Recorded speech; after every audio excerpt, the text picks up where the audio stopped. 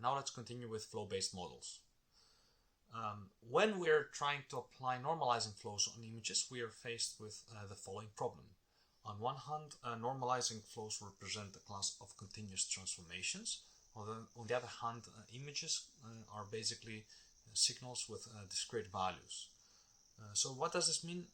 Is that the normalizing flow, since it's such a flexible model, it learns to assign delta peak probabilities on these specific integer values of the input.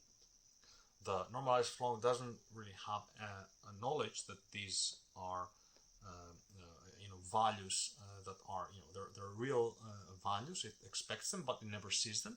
So instead, it assigns these probabilities only on the values that are being seen. So these integer values. Why is this a problem? Well, each of these delta peak probabilities will have very small, basically almost zero width and infinite height. The final, the total function will still be a probability density function because it can sum up to 1, like having infinitesimal width and infinite height. And these probabilities will be nonsensical in the sense that there will be no real meaning on the actual height of these delta peaks. Another way to see why is this problematic is by realizing that the density function will be not smooth. So although our pixel, these integers represent pixel values that are very similar, so pixel density of 0, 1, 2, 3, and so forth, their densities assigned to them will be presumably or potentially fluctuating a lot, which makes no sense. A solution to this problem is dequantization. Basically, with quantization, we are adding continuous noise to our input variables. So our input variables are originally discrete. We add some real valued noise, and the input then becomes continuous itself.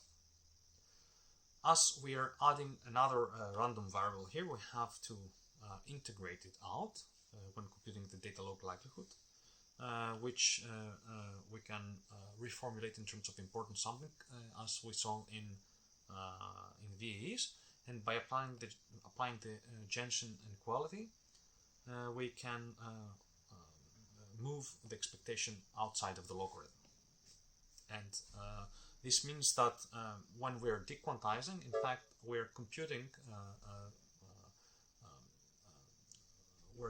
the log.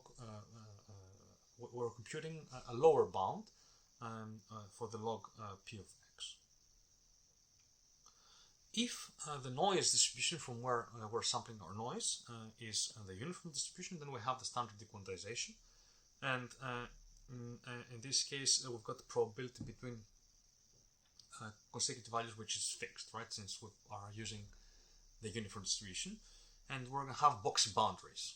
Now, this is not that easy to model or that comfortable to model, and also there is no real reason why we would expect that the uniform distribution would be the best possible one for modeling probabilities between consecutive values.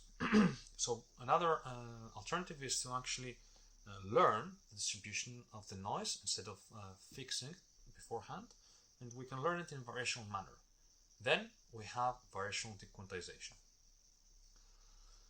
Another important novelty for applying normalizing flows on images is coupling layers. Coupling layers is a different type of transformation. So given our input Z that we're going to onto we're going to apply a non-normalizing flow, the output of a coupling layer transformation is basically as shown here. So we're splitting the variable, the input variable Z into 2 dimensions, and the first dimension remains exactly the same as the input. There is no difference. However, the second half of our vector z prime is basically an affine transformation of the input. This is our input, our second half of our input, which is multiplied by a sigma function and then added to a mean function. Both the mean and the sigma functions are modulated or are receiving as input the first half of our input. Mu and sigma can be modeled as neural networks with shared parameters. Now the coupling layers are nice because they have an easy inverse. The first half of the dimension the first half dimensions of the transformation are unchanged, so basically there is no need to do inverse. It's just the same thing. Whereas the inverse for the bottom half of the transformation is easy to obtain. We just move the mean, to the other side, so it's z prime minus mu over the sigma values, and all these are element-wise operations. It's also easy to compute the triagonal Jacobian. It's also easy to compute the Jacobian. It's a triangular matrix. It's triangular because the first half of the dimension does not depend on the second half. So So here Zij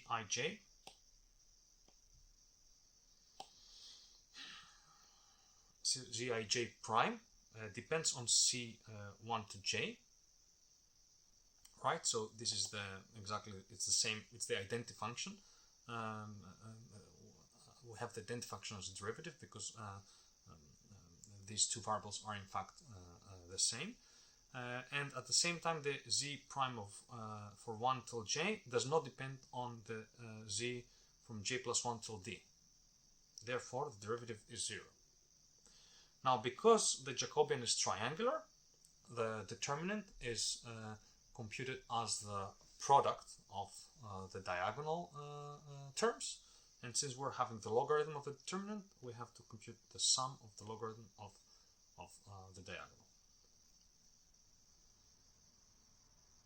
Here we have a graphical illustration of how the coupling layers work. So we start from the Z1, which we pass it onto the sigma and the mu, and then we multiply it with Z2 and then add it. This is the forward step. How we're going to divide now the dimensions, that's a quite interesting question. So one of the ways we could split it just randomly in half, like as the index determines the order. However, since we are having images, a more intelligent way of splitting the dimensions is to use masking and use the fact that we've got local correlations, right? So if we have checker patterns, we can see that we're going to keep the white cells unchanged while do a fine transformation on the black cells. And another way we can take into account the fact that we've got special correlations is or anyways correlation, not spatial correlation, but correlations is to divide between channels. When we choose for masking, we have to alternate dimensions between consecutive layers, because otherwise the same 1 to d dimensions will be the ones unchanged in the coupling layers, and clearly this is not ideal. Problem with normalizing flows is that because of invertibility, the number of dimensions before and after the transformation have to be the same. This means that quite often we will have high computational complexity, especially when our inputs are quite large. A solution, an architectural solution, is to apply the new transformations, but only to a subset of the input. So to half the input, for instance. For the other half, we use the previous transformation, so no need to compute new parameters there. We can the parameters can be smaller, can reduce, because we apply it only on the half. We apply the new transformations on to the half of the input. An example as taken from the tutorial website, is shown in this graphical illustration. So at this stage, we're having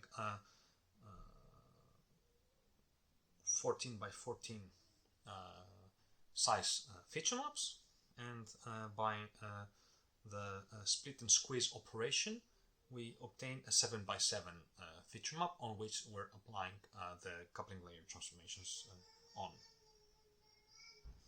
So the splitting operation to make sure that we're halving the dimensions can follow again something like the checker pattern. So 1, 3, 9, and 11 are maintained in the spatial, spatial dimensions of our inputs, and the rest are pushed, vertically. However, in the end, we have to reshape and concatenate so that the dimensions from before and after the transformation match. And here note that when we're halving the spatial dimensions from 14 to 7, for instance, the number of channels also changes accordingly. So from 2 goes to 8, because in total the number of dimensions has to remain the same.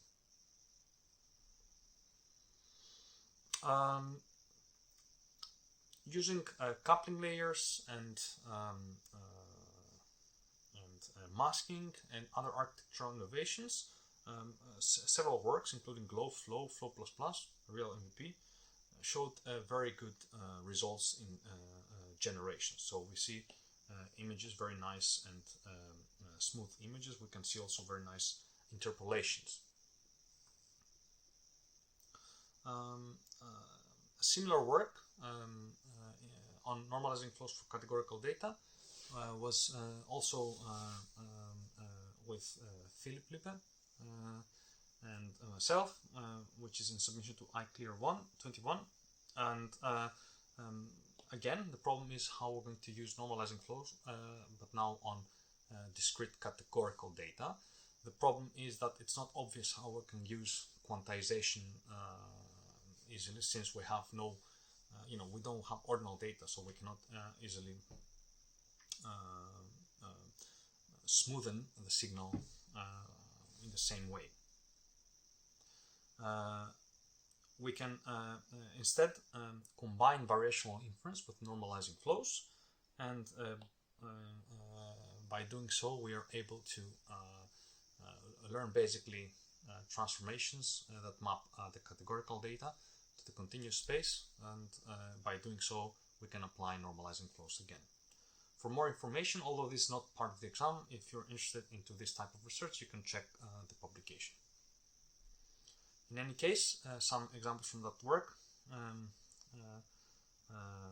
or an application of this work, is on graph generation, where results are very good. Some pros and cons of normalizing flows. So with normalizing flow, start from very simple density like the unit Gaussian. We can obtain any complex density that can match our data without even having to know the explicit form of that density. We can have tractable density estimation, so that's nice. No need to do action approximations in general, except for when we unless we count the case for images, we have to add the noise and therefore compute a lower bound. We've got efficient parallel sampling and learning, and one problem is that they are very parameter heavy. Usually we need a lot of transformations for them to work, so very large networks needed. We are constrained to invertible transformations with tractable determinants and also tight encoder and decoders. Transformations cannot easily introduce bottlenecks. Instead, we have to do architectural. We have to resort towards architectural solutions like the multi-scale solution we just discussed.